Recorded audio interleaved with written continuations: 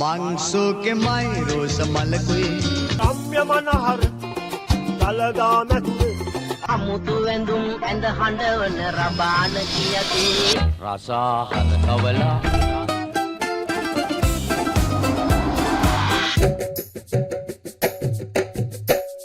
අයිබෝවන් බොහෝ දෙනෙක් වෙනුවෙන් පොත්පත්වල හෝ වෙනත් සටහනක නොලියවුණු ටික දෙනෙක් අතරේ හෝ හදවතින් ලියවුණු අපේ අපුරු ගී පද සංකල්පනාවන් ගී රචනා කලාවක් වූ වේග රිද්ම ගීත ඇතුළුව බයිලා ගීත පිළිබඳව කතා බහ කරන බයිලා ලංකාරේ තවත් අධීරයකට තවත් වැඩසටහනකට අපි පිවිසෙනවා අද තවත් අලුත් ගීතයක් ගැනත් කතා කරන අදහසින්.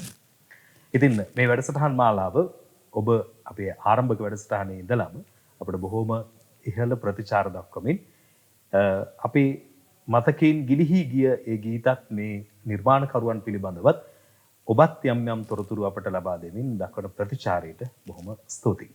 පෙරදෙණි විශ්වවිද්‍යාලයේ සිංහල අධ්‍යයනාංශයේ ජ්‍යෙෂ්ඨ කතිකාචාර්ය සේනාරත්න කාර්යවස මහත්මයාත් එක්ක එතුමාගේ මේ රස බස විමසුමෙන් තමයි බයිලා ලංකාරේ අපි ඔබට වඩාත්ම සමීප වෙන මේ ගීත කතා බහ කරන්නට සූදානම් වෙන්නේ. මේ දැන් අපේ ගීත රචනා අතරේ ගීත නිර්මාණ අතරේ සමහර ගීත තියෙනවා ඉතිහාසගත කිසියම් චරිතයක් එහෙම නැත්නම් සිද්ධියක් ඒක අරගෙන ඒක ටිකක් විග්‍රහ කරලා ඒකට තව අලංකාරවත් ආකාරයට ඒක විහිදුවාගෙන ඒ තුලින් සමාජයට කිසියම් පණිවිඩයක් දෙනවා. ඒක අපේ ජීවිත අපේ අඩුපාඩු සකස් කර ගන්න වෙන්න පුළුවන්. මොකද ජීවිතය ගැන අවබෝධයක් ගන්න වෙන්න පුළුවන්. ඔය වගේ මොනවා හරි අරමුණකට ඒක අපිට ඉවහල් වෙන ආකාරයට ගීත නිර්මාණ කරලා තියෙනවා. අතරම අර ගීතයක මේ සමාජ මෙහෙවරක් කියන කොටසකුත් තියෙනවනේ ගීතයක. ඉතින් ඇතන් විටකදී මේ ඉතිහාසයේ අපිට ඇහුණු සමහර ගීතවලත් මේ සමාජ පණිවිඩය හරි සරලව ලස්සනට දීලා තියෙනවා තියෙනවා. මේක වෙනමම කලාවක් නේද? ඒ කතා ප්‍රවෘත්තියක් හෝ සිද්ධියක් පාදක කරගෙන ඒක මේ වගේ නිර්මාණයක් බවට පත් කරනවායි කියන එක. ඕසන් මම හිතන්නේ දැන් අපේ පැරණි ගීත කලාව ගත්තම ඒ ගීත කලාව තුල තියෙන කැපී පෙනෙන ලක්ෂණයක් තමයි ප්‍රධාන ලක්ෂණයක් තමයි ඇත්තටම ඔවුන් මේ ගීතේ කියන මාධ්‍යය බොහෝ වෙලාවට යොදාගත්තේ ඔබ කිව්වා වගේම අපේ සාම්ප්‍රදායික සම්භාව්‍ය සහ ජන සාහිත්‍යයේ ලක්ෂණයක්සේ ගැනෙන උපදේශ දීම සඳහා. ඒ කියන්නේ ඇත්තටම ඔවුන්ට අවශ්‍ය කළේ ජනතාවගේ එහෙම නැත්නම් ශ්‍රාවකයාගේ දැනුම වර්ධනය කරනවා වගේම යහපත් ආකල්ප ප්‍රවර්ධනය කිරීම. ඒ නිසා සමහර වෙලාවට අපිට කියන්න පුළුවන් සමහර මේ ගීත ඇත්තටම සුභාෂිත. මේ කියන්නේ මේ යහපත් වචන, යහපත් දේවල්, යහපත් අරමුණු තමයි මේ වගේ දෙන්නේ. එතකොට මේ සඳහා වුන් පාදක කරගත්ත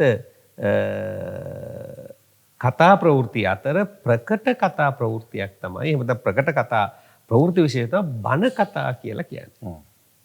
එතකොට ඔබ කිව්වා වගේම ඉතිහාස කතා පාදක කරගත්තා, ජන කතා පාදක කර අපි පහුගිය අපේ සාකච්ඡාවලදී ජන කතා පාදක කරගත්ත ගීත සාකච්ඡා කළා. එතකොට ඉතිහාස කතා, ජන කතා, තව විහිළු කතා මේවත් එකම මේ බණ කතා හරිම ජනප්‍රිය ගීත කලාවක් වුණා. ඒ නිසා අපේ ජාතක පොත, සද්ධර්ම රත්නාවලිය, සද්ධර්මාලංකාරය, පූජාවලිය කියන මේ වගේ අපේ අති රමණීය බණ කතා ග්‍රන්ථවල ආව කතා පුවත් ඔවුන් සමාජගත කළා ගීතය මාධ්‍ය කරගෙන. ඉතින් මට හිතෙනවා එක්තරා ආකාරයකට මුල් කාලීන මේ ගායකයන්, ගායිකාවන් ඒත් එක්කම කවුද මේ ගේයපද රචකයන් යම්කිසි ආකාරයකට අර බණ කතා පොතක් කියලා කියන්නේ මහා ලොකු එකක්නේ. ඒක හරිම සරල ස්වරයකින්, සරල ආකාරයකින් ලොකු මහත් හැමදෙනාටම ලොකු කුඩා හැමදෙනා අතරටම ජනප්‍රිය කිරීම සඳහා ගත්ත අපූර්ව ප්‍රයත්නයක් තමයි මේ බණ කතා ගීතයේ නැගීම. ඊට අමතරව මම දකිනවා ඔබ පැහැදිලි කළා වගේම ඔවුන්නේ ගීත වලින් අපේක්ෂා කළේ අර මම මුලින් අවධාරණය කළා වගේ මිනිසුන්ගේ යහපත් සමාජ ආකල්ප වර්ධනය කිරීම මිසක් ආකල්ප ඇවිස්සීම නෙවෙයි. ඒ කියන්නේ හැඟීම් ඇවිස්සීම නෙවෙයි. හැඟීම් අවුස්සනවා කියන එක පැත්තකින් තියලා කතා ගීත බවට පත් වෙන නිසා ඇත්තටම අපිට කියන්න පුළුවන් මේ බණ කතා පාදක කරගත්ත. එහෙම නැත්නම් අපිට කියන්න පුළුවන් මේවා එක්තරා විදිහකට මේ අපේ ජාතක කතා පාදක කරගත්ත විශේෂ කරගත්ත සුන්දර ගීත කලාවක තවත් ඉදිරි කියනවා එහෙම එක්තරා ආකාරයකට ඉතින් මේ ගීත අපිට හඳුනා ගන්න පුළුවන් බණ කතා ගී. ඔව්. ඉතින් අන්න ඒ ශෛලියෙන් ගීත ගායනා කරපු අර මුල් යුගයේ වේග රිද්ම ගීතම නෙමෙයි. සමහර විටකදී ඒ ගීතවල ලාලිත්‍ය රිද්මය කිසියම් මට්ටමකින් අනෙක් ගීතවලට වඩා ටිකක් වැඩි තියෙනවා. හැබැයි ඒ උනත් ඒ අර අපේ කතිකාචාර්යතුමා සඳහන් කරනවා වගේ ඒ පණිවිඩය ඉතාම සරලව අපිට ග්‍රහණය කරගන්න පුළුවන් වෙන විදිහට දෙන්න සමත් වුණා. ඉතින් එහෙම ගායන ශිල්පිනියක් තමයි ඇයගේ ගීතයක් තමයි අද අපි බයිලා ලංකාරයෙන් ඔබට තින්න කරන්නේ වසන්තා සන්දනාය. බුදු කාමිනී දරන්න බැහැ සෝගිනී මමයි පටාචාරා හිමි සරණ සොයා ආවිමි මගේ පෙම්බර සෙමියා දර කපන්න කැලයට ගියා ඔහු මරණට පත් කෙරුවා අයියෝ විසකුරුණා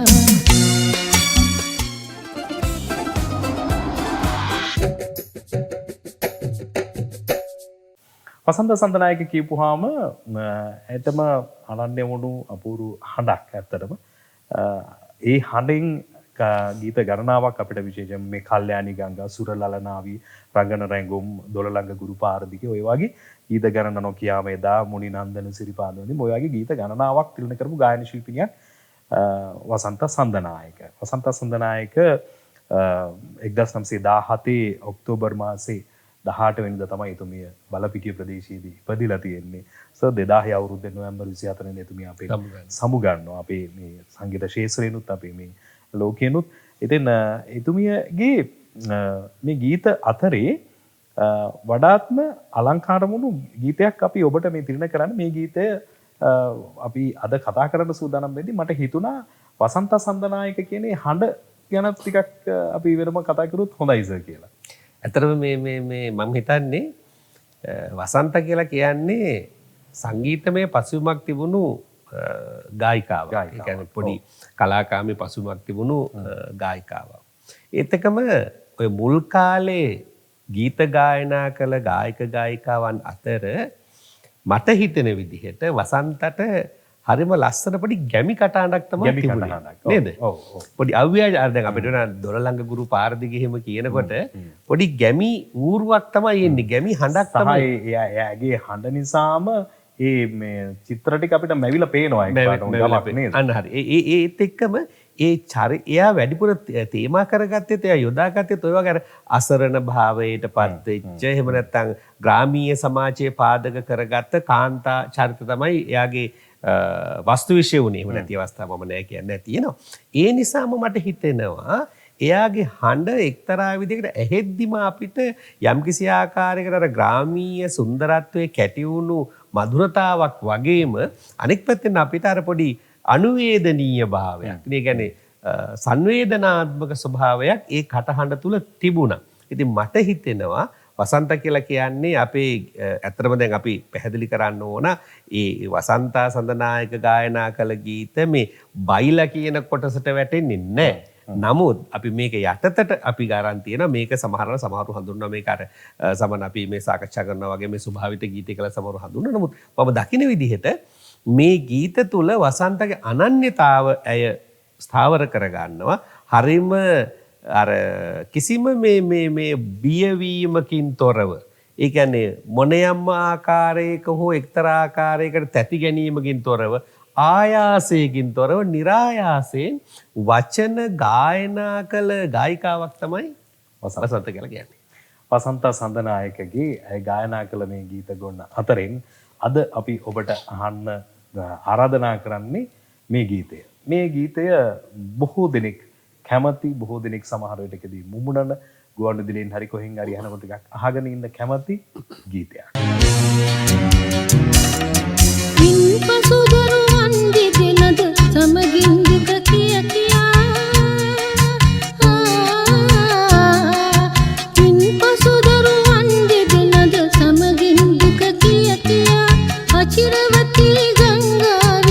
එගොඩව මව්පිය සොයා යන්නට ගිය විට අනේ තව විපතක සිදුනේ මට පිහිටක් වනු බුදු සාමිනේ මට පිහිටක් වනු මෙන බුදු සාමිනේ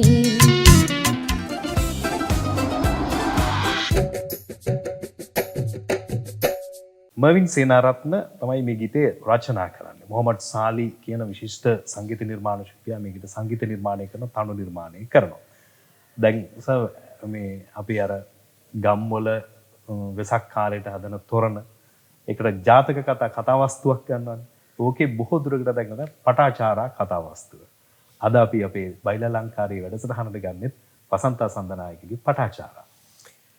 සමහර මේ දවස්වල පටාචාරාව සෑහෙන Facebook එකේ ජනප්‍රිය වෙලා තියෙන්නේ. මේ පටාචාරාවද කුණ්ඩලකේසිද කියලා ලොකු මේ කලබලයක් යන වකවානුව.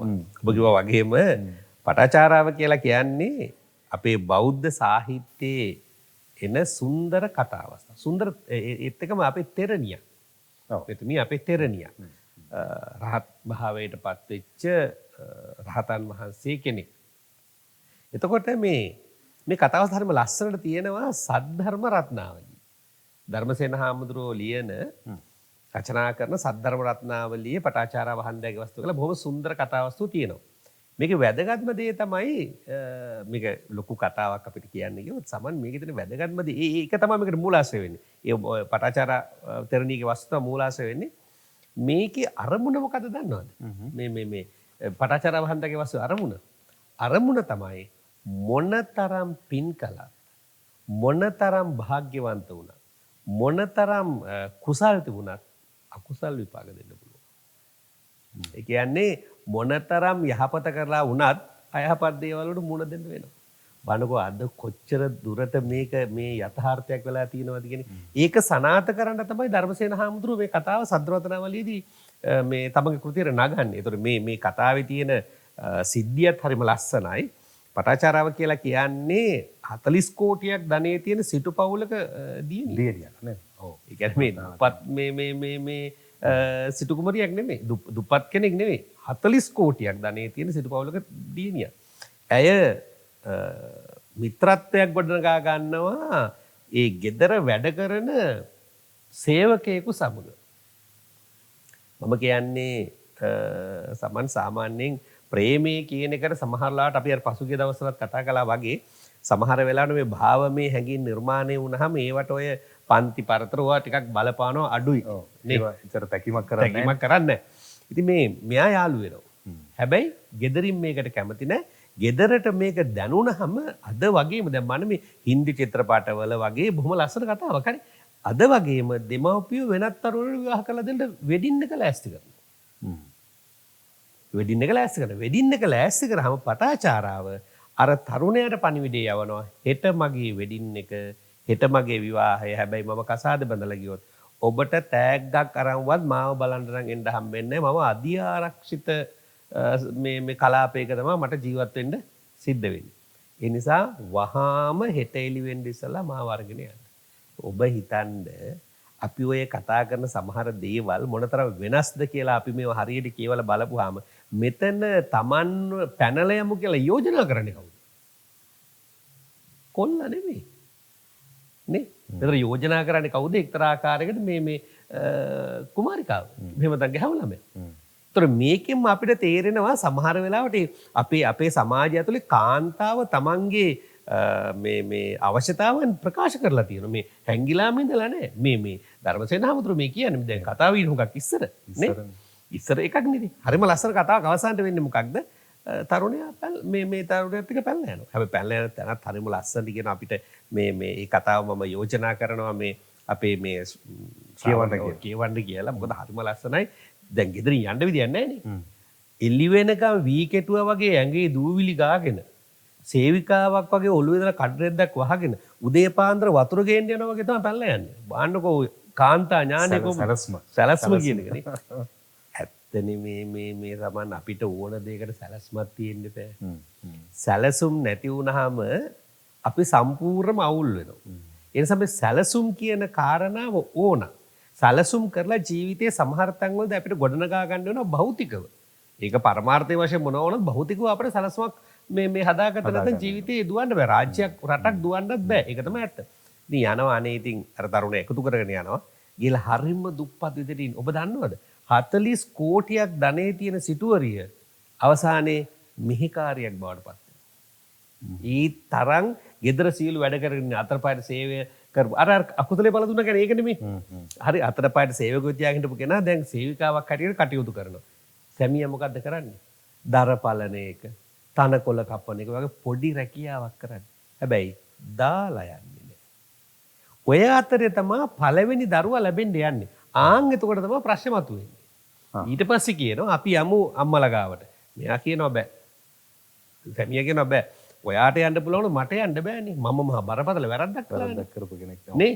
ඔබ හිතන්න කොච්චර ලස්සන ඒකත් හරි වැරද්දක්. මොකද අපි මිනිස්සුන්ට මූණ දෙන්න බැරි දේවල් කියන්න හොඳ නැහැ. මිනිස්සුන්ට මූණ දෙන්න බැරි දේවල් කරන්න හොඳ නැහැ. නේ. දැන් මෙතන උනේ ඒකනේ. අවසානට මෙයා නැති වෙලාවේ පටාචාර යනවා. පටාචාර කියලා කියන්නේ මෙයා යනවා යන්න. සැමියාට මේ ළඟ ගෙදරකට කියලා යනවා මේ ආවහම කියන්නේ මම මහ ගෙදර ගියා කියලා. එයා දන්නවා අම්මලා මොනවා කළත් බාර ගන්නවා. සැමියා එනවා. සැමේ පටාචාරන්නේ දැන් කුමාරිකාව නේ.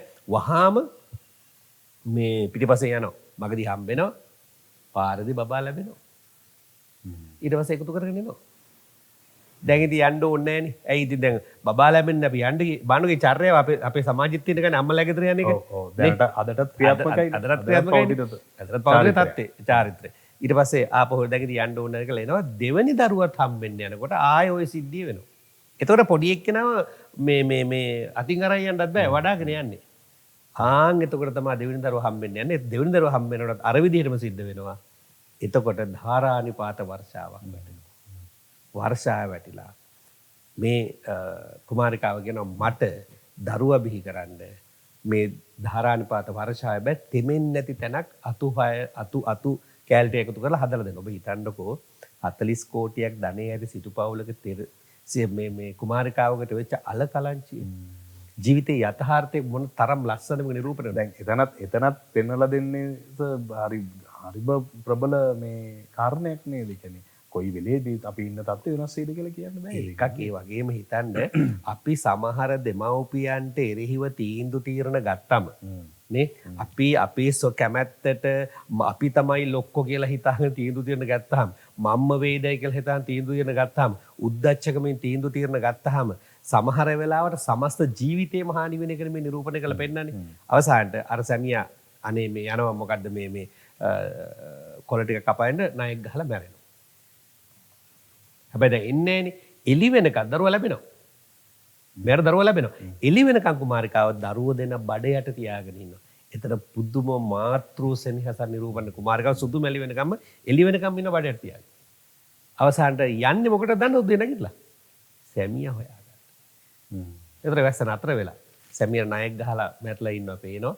කරන්න දෙයක් නැහැ. අචිරවතී ගංගාව උතුරලා අචිරවතී ගංගාවෙන් එහාට යන්න යනවා. අම්මලා හොයාගෙන දැන් මේ අසරණයිනේදී අම්මලා හොයාගෙන යනවා. දරුවෝ දෙන්න ගෙනියන්න බෑ කියලා මෙයාට හිතෙනවා ගෙනියන්න පුළුවන්. මෙයාට ඉච්චට පාරිසරික ඥානෙකුත් නැහනේ. දරුවෝ දෙන්න ගෙනියන්න ඕනේ කියලා හිතලා ගෙනියන්න බෑ එක්කෙනෙක් තියලා යනවා කියලා හිතලා මෙහා පැත්තේ ලොකු දරුවව තියලා පොඩි දරුවා අරන් එහා පැත්තට යනවා. ගඟ තරණය කළ පොඩි එක්කෙනා එහා පැත්තේ චූටි කොලාත්තකින් වහලා එනවා. එනකොට උස්සෙක් එනවා අර ඉහායුර තිබ්බ දරුවා අරන් යන මස් කෑල්ලක් කියලා හිතාගෙන. කුමාරිකාව මේක දකිනවා අත්පොඩි ගහනවා උගුස්සා එලවන්න. හැබැයි උගුස්සා පොඩි දරුවව අරගෙන යනවා. අම්මාත් පොඩි ගහන සද්ද ඇහෙනවා මෙහා පෑ ඉවුරෙන් ලොකු පුතාට. එයා හිතනවා අම්මා මට එන්න කිව්වා කියලා. එයා පයින්නවා වතුරට. තණ්ඩක මොන තරම් සංවේදී ප්‍රවෘත්තියක්ද මේක. දැන් මේක ඇස් දෙකෙන් බලන්න වුණාම කාන්තාවකට ඔබට හිතෙනව නේද? ඒ තරම් වේදනාවක් විඳ කාන්තාවක් අපිට හොයාගන්න පුළුවන්.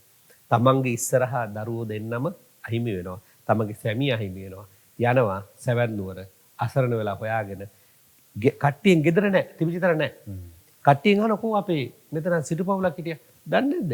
ඊයේ ධාරානිපාත වර්ෂාවට සිටු පවුලම හේදිලා ගිහිල්ලා ආන් එක දරසෑයේ අයියයි අම්මයි තාත්තයි ඔක්කොම දැවෙනවා. මේ අපි ඒකගේ මේක තමයි සමන් අපි පහුගිය කාලේ දිත්වා සුලිකුණාටුවෙන් සුනාමියෙන් අපි අත්දැක්කේ මේ ජීවන යථාර්ථය අවසානයට කරන්න කිසි දෙයක් නැතුව තමයි බුදුහාමුදුරු ගාවට එන්නේ. ඔළුව හොඳට පොඩ්ඩක් මොලේ අවුල් වෙනවා. මේ රහත් වෙන්න ඉන්න තරණිය. හැබැයි මොලේ පොඩ්ඩක් සවුත් වෙලා මෙයා කල්පනාවෙන් තොර වෙනවා මේ බුදුහාමුදුරු මුණ ගැහෙන්න කවුරුවත් පිහිට වෙන්නේ නැහැ. රෙද් මොනවාද ඇඳිවතත් නැහැ. අනුක 40 කෝටියක් ධනෙ තියෙන සිටු පවුලක සිටු දුවන්ට අත් වෙච්ච දේ මේකෙන් කියවෙනවා අපේ ජීවිතවල තියෙන සැබෑ ස්වභාවය. අපිට මොනවා වේදි කියලා කාටවත් කියන්න බෑ. බුදුහාමුදුරු ගාවට ආවහම බුදුහාමුදුරුවෝ ඊටාම ලස්සනට මෙයා පිළි. අර මිනිස්සු එන්න දෙන්නේ නැහැ. බණ කියන එන්න දෙන්නේ නැහැ. පිස්සියක් කියලා ගහලවනක නැහැ. බුදුහාමුදුරුවෝ එන්න දෙන්නේ. අන්න එක තමයි බුදුහාමුදුරුවෝගේ ලක්ෂණය. ආවට පස්සේ බුදුහාමුදුරුවෝ වාඩි කරවලා එක දෙයයි කියන්නේ. ඔබට හොඳ ඥානයක් තියෙන කෙනෙක්, හොඳ සිහියක් තියෙන කෙනෙක්, එහෙව් සිහියක් තියෙන කෙනෙකුට తాවකාලිකව ඔය වගේ ප්‍රශ්න වෙන්න පුළුවන්. නරකද සිහිය ඇති කරගත්තා. එතකොට තමයි සිහිය එන්නේ. ඔබ හිතන මොන තරම් අගය කළ යුතු අවස්ථාවක්ද මේක. අවසානෙට බුදුහාමුදුරුවෝ ධර්ම දේශනා කළාම මෙයා සෝවාන් භාවයට පත් වෙලා භික්ෂුණීන් වහන්සේලා ගාවට ගිහලා මහාන වෙලා රහත් භාවයට පත් වෙලා රහත් වෙච්ච සිද්ධියත් අත්ම ලස්සනයි. අන්න ඒ කතාවස්තුව තමයි දිග වැඩිද මන්ද කතාවස්තුව. ඒ කතාවස්තුව තමයි සමන් මේකට මේ ගීතේට පාදක කරගන්නේ. දැන් කර්මයේ ඵල දෙනවයි කියන එක බෞද්ධ දර්ශනයන කොහි හිටියත් මොන තරතරම හිටියත් ඒක ඵල දෙනවාමයි. දිවසනු බැරි තැන උමතුව ප්‍රේමේ අත දුව ගියා. දිවසනු බැරි තැන උමතුව ප්‍රේමේ අත දුව ගියා. මිනිසුන් මට ගල් මුල් ගැසුවා පිස්සියේ කැයිකියා. බැරි තැන හිමි දැක්මට ජේතවනාරාමෙට මෙයා එක ලොකු සැනසිල්ලකි මට. මෙයා එක ලොකු සැනසිල්ලකි මට.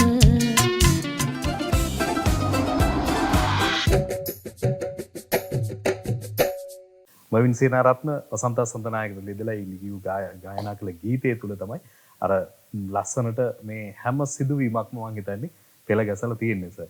ඒකේ දැන් අර ඒක කතාවක් අර කතාන්දරයක් අහගෙන ඉන්නවා වගේ අපිට අහගෙන ඉන්න පුළුවන් මේ පද රචනා ශෛලියත් බලනකොට නේද? දැන් මං කියන්නේ සමහර දැන් අපිට ඔබට හරි මට හරි දැන් ආයේ මේ ගීතේ විග්‍රහ කරන්න ඕනේ නැහැ. ඒකට හේතුව අර කතාව තමයි මර්වින් මේ ගීතේට නගන්නේ. මර්වින් කිසි වෙනසක් කරන්නේ නැහැ. පොඩි වෙනස්කම් කරලා ඇති. කිසි වෙනසක් කරන්නේ. ඒකනේ මෙතනදී විශේෂම දේ තමයි මෙයා පටන් ගන්නේ අවසාන තැනින්. අන්න එකයි වැදගත්. හොඳම තැනක් අල්ලන්නේ. අර මුල් ටික ඔක්කොම මොකක්වත් නැහැනේ. බුදුහාමුදුරුවෝ මුණ ගැහෙන්න යන ටිකට තමයි මෙයා මූලාශ්‍ර කරගන්නේ. අර මුල් කාරණා ඔක්කොම අයින් කරලා තියෙන්නේ. අර පැනලා ගියේ ඒවා ඒ සියලු දේවල් අයින් කරලා. ඒවා වැඩක් නැහැනේ. ඒ අතින් ගීත රචක හරිම ලස්සනට අවශ්‍ය නාඩියෙන්ම අල්ලනවා. මේ න්‍යෂ්ටියම ගන්නවා. ඒකද කියන්නේ මේ ජේතවන අර සියලු දේවල් අහිමි වෙලා කුමාරිකාව ජේතවනාරාමයට ගිහිල්ලා බුදුහාමුදුරුවෝ ඉස්සරහා නිර්වත්ව ඉන්න දර්ශනය තමයි පටන් ගන්න. ඒ කියන්නේ බලන්න බුදු සාමිනේ දරන්න බෑ සෝගිනි මමයි පටාචාරා හිමි සරණ සොයාවිනි. එතනද තමයි බලන්නේ ඇයි මොකටද මේ හිමි සරණ සොයාගෙන ආවේ. දැන් මම අපි පැහැදිලි කළේ ආන්ගේ පසුබිම. ඒ පසුබිමේ කුමාරිකාව තමයි මේ ඇවිල්ලා ඉන්නේ බුදුහාමුදුරුවෝ හොයාගෙන. ඊට පස්සේ ආ අතීතාවර්ජනය කරලා කියනවා මගේ දරුවෝ මගේ සැමියා මෙතන මේ මැදදී කියනවා මගේ පෙම්බර සැමියා දර කපන්න කැලයට ගියා. ඔහු මරණයටපත් කෙරුවා අයියෝ විසුකුරුණාය කියලා අර මේ සිද්ධිය තමයි කියන්නේ. හරි.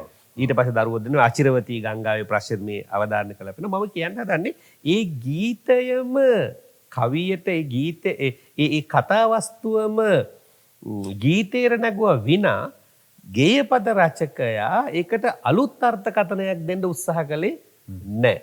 නව අර්ථකථනයක් දෙන්න උත්සාහ කරනවා. ඔබ පැහැදිලි කළා වගේම ගද්දෙන් තිබුණු කෘතියක් එක්තරා ආකාරයකට ගේය කාව්‍යයක් බවට පරිවර්තනය කිරීමක් තමයි මේ ගීතෙන් සිද්ධ වෙලා තියෙන්නේ. ඒත් එක්කම මේ අවසාන කියන එක හරිම වැදගයි. මොකද්ද මෙයා කියන මේ එක ලොකු සැනසෙල්ලකි මට. ඒ අපි එකතු කරනවා මේ ආයක ඔබ වහන්සේ දකින්න ආපු එක මට ලොකු සැනසීමක්. ඇත්තටම ජේතවනාරාමයට එන්නේ එහෙම මේ හොඳ සිහියෙන් නෙමෙයි. හරි හොඳ සිහියෙන් නෙමෙයි. ඔබ දන්නවද මේ අද වර්තමානයේ වුණා නම් මොකක් වෙයිද මේක? අද ඔය විදිහට වර්තමාන වුණා නම් සමහරලාට පන්සලෙන් ඇතුළට ගන්න ඉන්නේ. හැබැයි බුදුහාම මොකක්වත් කිව්වේ නැහැ. නේ? එන්න ඉඩ හරින්න. එන්න ඉඩ හරින්න කියලා කිව්වා. ඒකයි අපූර්වත්වය. ඇවිල්ලා නිර්වතින් ඉඳලා සිහිය ලබා ගත්තාම එතකොට මිනිස්සෙක් දාන උතුරු සලුව. ඒකෙන් තමයි ආ විලි වහගන්නේ. තව එක්කෙනෙක් තවත් එකක් දාන. ඒකෙන් තමයි ඇඟට පොරව ගන්නෙ. ඇඟට පොරවගෙන ධර්මසේනහරු මේක ලස්සන නිරූපණය කරනවා. ධර්මසේනහරු කියනවා සමන් පටාචාරා කියන්නේ ඇයි? දැන් අපි මේවා හරියට කතා කළාට ඒ ගැන කිසිම විවරණයක් නැහැ නේ. ධර්මසේනහරු කියනවා වස්ත්‍ර අඳිනවා කියලා කියන්නේ සමන් අපි සංස්කෘතිය ගත වෙලානේ පොඩි ආචාර ධර්මිකයිනේ අපි. නේ? අපි සදාචාර සම්පන්න නිසා තමයි මේ ඇඳුම් අඳින්නේ. එතකොට ඇඳුම කියලා කියන්නේ මොකක්ද? ඇඳුම කියලා කියන්නේ එක්තරා ආකාරයකට අපේ ආචාර ධාර්මික පදනම පෙන්වන ආචාර එහෙම නැත්නම් හැදියාව පෙන්වන සංකේතය. එතකොට වස්ත්‍ර වලින් ඇති වුණා වූ ආචාර ධාර්මික පදනම පටාචාරාවගේ මොනවා වුණාද? නැති වුණානේ. ඇයි වස්ත්‍ර නැතුවනේ ආවේ? එතකොට ආය පාරක් බුදුහාමුදුරුවෝ ඉස්සරහා ඒ වස්ත්‍ර ඇඳගෙන නැවත වතාවක් මොනා කළාද? ආචාර ධාර්මික පදනමට ආවා. ධර්මසේනහරු කියනවා නැති වූ ආචාර ධාර්මික පදනම වස්ත්‍ර වලින් යලි ලබා ගත්ත නිසා තමයි මට පට කියන්නේ වස්ත්‍ර? පට ආචාර කියලා. ඒතර ඔබ හිතන්න අපි තේරුම් ගන්න ඕන එක්තරාකට අපි මේ සමහර දේවල් විවේචනය කරන්න විචාරය කරන්නට කලින් මේ වගේ තියෙන වටිනාකම් අපි ඇඳුම ගැන මේ සියලු දේවල් ගැන මිනිස්සු මීට වඩා ගැඹුරින් හිතන්න ඕන කියලා මම හිතනවා. අපි අද තැනකට යද්දි සුදුසු ඇඳුම ගැන බලන්න ඇඳගෙන යන්න ඕනද ඔහේ එල්ලගෙන යනවා. එහෙම නෑ. අපි ඉස්සර ගැමියෝ සමන් අපි දන්නවා මොනවාද මේ කුඹුරේ අමුඩේ ගහගෙන වැඩ කළාට පන්සලට එහෙම ඉන්නේ. නාට්‍යයක් බලන්න එහෙම යන්නේ. පාසලට එහෙම යන්නේ. හැබැයි ඔවුන්ට ඔබට මට වගේ උපාධි නෑ. ඔවුන්ට ඒ ලෙවල් නෑ. ඔවුන්ට ඕ ලෙවල් නෑ. මොකක් නැහැ. හැබැයි පාරිසරික ඥානය තිබුණා. මෙන්න මේ දැක්ම සහ ඥානය තමයි අපිට ඕන කරන්නේ. ඉතින් මෙතන හරියම ලස්සනයි. ඒක මේ කිව්වේ වස්ත්‍ර කියලා කියන්නේ මිනිසාගේ සදාචාර ශික්ෂණය පෙන්වන සංකේතයක්. ඒ සංකේතේ හරහා තමයි පටාචාරාව එක්තරා ආකාරයකට නවතවතාවක් ගොඩනගෙන මේ ගීතයට පාදක වෙන්නේ. ඇත්තටම ඔන්න ඔය කතා වස්තුව මට කියන්න ඕන කලේ විශේෂයෙන්ම කතාව තමයි අපේ ජීවිතයේ මොන තරම් කුසලතා තිබුණත් ඒ කුසලතා සමහර වෙලාවට යම් ප්‍රශ්න මගින් යට යන්න පුළුවන්. හැබැයි ඒවා මතු කරගෙන නැවත වතාවක් නිවැරදි මාර්ගයට ප්‍රවේශ වෙන්න අපිට කාගරි හොඳ උපදේශයක් අවශ්‍යයි. ඒවට අපි ලැජ්ජා වෙන්න ඕන කරන්නේ නෑ. ඒ උපදේශ ලබාගෙන අපි අපේ ජීවිතය ගොඩනගා ගන්න ඕන. ඒක තමයි මනුෂ්‍යත්වය කියලා කියන්නේ. මවින් සේනාරත්න රචනා කොට මොහමඩ් සාලි සංගීතවත් කොට වසන්ත සඳනායක ගායනා කළ පටාචාරාගේ කතාවෙන් තමයි අද අපි බයිලා ලංකාරයේ හැඩ වැඩ කරගත්තේ. ඉතින් මේ වැඩසටහන් මාලාවේ අපි අර ඔබට පොරොන්දු වෙනවා වගේම විවිධ ක්ෂේත්‍රවලට වැඩියෙන්ම අපි මේ වේග රිද්ම සහ බයිලා ආකෘති ගීත රචනා කරුවත් හැබැයි තවත් ඒ අතරේ තියෙන මේ දුර්ලභ ගණයේ තේමාවන් සහ ශෛලීන් වලින් ලියවුණු මෙවැනි ගීත නිර්මාණ පිළිබඳව කතා කරන්න වෙන් කරගන්න ඉඩකඩක් තමයි බයිලා ලංකාරේ මේ වසන්ත සඳනායකගේ මේ සුවීරු ගීතය.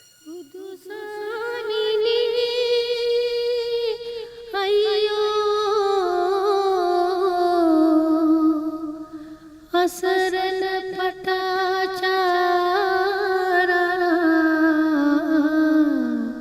මාවිමි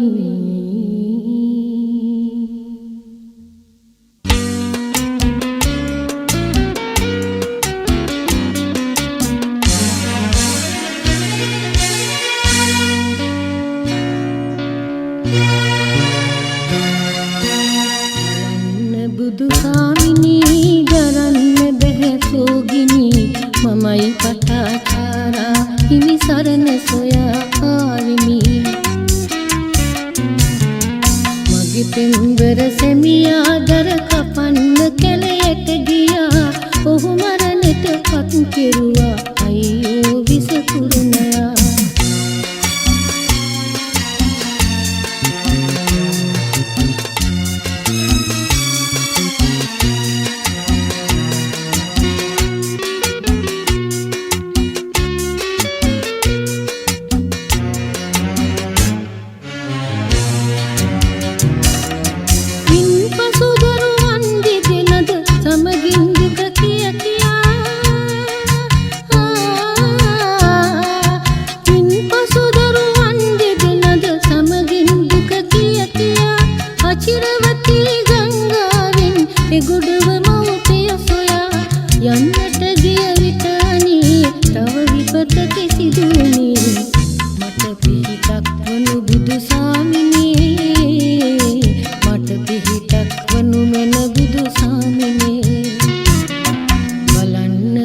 සාමිනේ දරන්න බැහැ සෝගිනි මමයි පටාචාරා හිමි සරණ සොයා ආවෙමි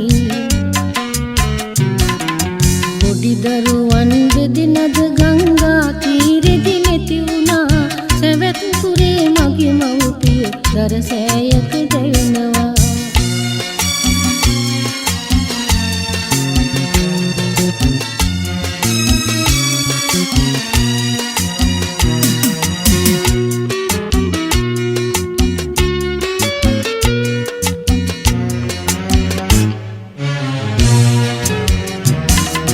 විවසනු බැරි තැන උමතුව ප්‍රේමේ අත දුව ගියා